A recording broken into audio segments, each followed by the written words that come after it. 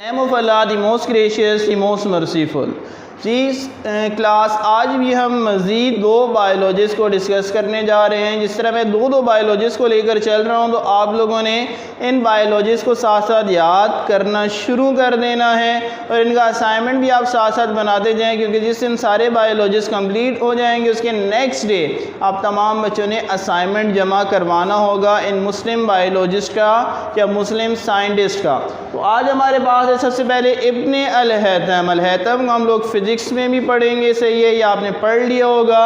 ابن الہیثم نے بایو میں جو سب سے اہم کام کیا, دو فیمس بکس انہوں نے لکھی. ایک بک ہے کتاب المناظر اور دوسری ہے میزان الحکمہ. یہ ماہر آپٹیشن سمجھے جاتے تھے, یعنی کہ بصارت کے بارے میں انہوں نے بہت کچھ بتایا, آنکھوں کے نقائص کے بارے میں بتایا کہ آنکھوں کے اندر کون کون سے نقائص ہو سکتے ہیں اور ان کی درستگی کس طرح سے کی جا سکتی ہے. اسی طرح ایک اور سائنٹسٹ یہاں پہ لکھے ہوئے ہیں علی بن عیسیٰ.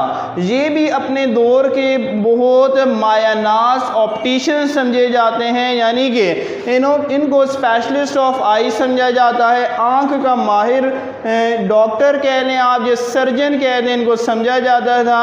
انہوں نے کیا کیا, 3 اہم کتابیں لکھیں اس آنکھ کے ٹاپک کے اوپر, جس کے اندر انہوں نے تقریباً 150 سے زائد بیماریوں کے بارے میں بتایا جو کہ آنکھوں کے اندر ہو سکتی ہیں. تو یہ اپنے دور کے ماہر سمجھے جاتے تھے. He was one of the most specialist vision of his time. تو آج ہم نے 2 سائنٹسٹ کو ڈسکس کیا.